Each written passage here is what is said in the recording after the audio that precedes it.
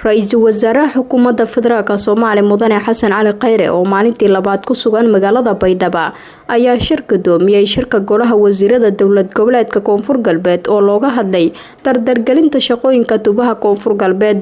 Mudane Xasan Cali Khayre ayaa sheegay in ka shaqeynta tubaha ay qayb ka noqonayso dejinta nidaam lagu shaqeeyo mustaqbalka. Ra'iisul Wasaare Khayre oo Golaha Wasiirada u sheegay in socdaalkiisu ay qayb ka tahay dhageysiga bulshada si loo helo fikradooda horumarineed. Mudane Xasan Cali Khayre ayaa madaxweynaha Koonfur Galbeed ku amaanay waxqabadka ballaaran ee maamulkiisa qabtay inta uu xilka hayay. sababaha aan halkan u joognana waxay tahay dawladda sideedaba sharciga ugu weyn ee heli karto waa aqbalaadda ay ka hesho shacabkeeda. aqbalaadda shacabkeeda ay ka heshana waxay ku salaysan tahay adeegyada ay fuliso.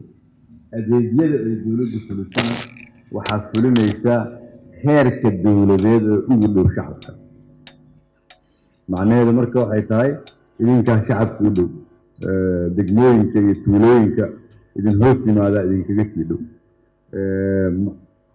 maadaama marka annaga kulligan nala ka rabo si dawladnimada aan u xoojino inaan kasbano shacabka Soomaaliyeedna waxaan ku kasban karnaa keliya inay dareemaan amnigooda, inay ka dareemaan mustaqbalkooda oo bulsho caafimaad qabta, bulsho aqoon leh la soo saari karo, inay ka dareemaan dhaqaalahooda maalmeed iyo ganacsigooda mustaqbalka. taasaa waxaa lagu cabiri karaa marka dawladda Soomaaliyeed guud oo idinka aad qayb ka tihiin sida ay ula falgalayso shacabkeeda. annaga ka xukuumad federaal ahaan iyo idinka xukuumad dowlad goboleed ahaan waxaana la ka rabaa marka inaan hayno qorshooyin ku qotoma sida loo soo celin lahaa dawladnimada, taasoo aasaaska ugu horeeya uu yahay adeeg noocee ah ayaan sii karnaa bulshada Soomaaliyeed iyo sawir noocee ah ayaan ka bixin karnaa dawladnimada. dadka annaga u adeegna annaga sawirkii ay isku fiirinayeen ama muraayadii isku fiirinayeen sida annagu aan u dhaqanno ayaa laba arrin ka turjumaysa. kow, sida dadkaas mustaqbalkooda ay u arkaan Soomaaliyeed, iyo labo, waxa laga aamini karo dawladnimada Soomaaliyeed. fariintaas culus marka aan xambaarsannahay awgeed ayay waxay muhiim tahay annaga inaan aqbalno inaanan waxba qaban karin idinka la'aantiin, idinkana aadan qaban karin wax annaga la'aanteen. si kale haddaan u dhigno, haddii aanan xaqiiqda indhaha ka dadanaynin annaga oo ah dawladda federaalka iyo dadka hadda matalay iyo dowlad goboleedyada kulligood hal dawladaan nahay.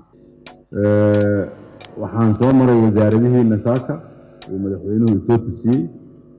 waxaa ka muuqata halkan nidaam dawladnimo oo bilaabmaya oo curdun ah sida Keenaba uu yahay, laakiin horumar baa ka muuqda marka loo barbar dhigo markii ugu dambeysay halkan.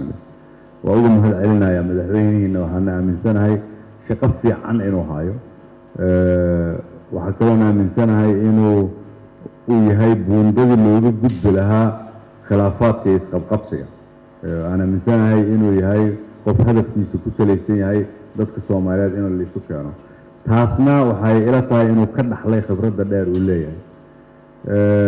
waxaa kaloo aad ugu faraxsanahay in dhalinyaro ay aad ugu badan tahay Golaha Wasiirada Koonfur Galbeed. dhanka kale Ra'iisul Wasaaraha waxa uu kulamo la qaatay odayaasha dhaqanka Koonfur Galbeed Soomaaliya, waxaana sidoo kale Ra'iisul Wasaaraha kormeeray qaar ka mid ah wasaaradaha iyo xafiisyada madaxtooyada, wuxuuna shaqaalaha wasaaradaha ka xog wareystay hanaanka ay u wadaan shaqada loogu adeegayo shacabka Koonfur Galbeed. Ra'iisul Wasaare Khayre ayaa sidoo kale dhagax dhigyo ka fulin doona gudaha magaalada Baydhabo inta uu ku sugan yahay. waxa uu sidoo kale booqan doonaa deegaanada kale ee Koonfur Galbeed sida degmada Xudur ee xarunta gobolka Bakool. Shukri Ismaaciil Axmed, RTN, Baydhabo.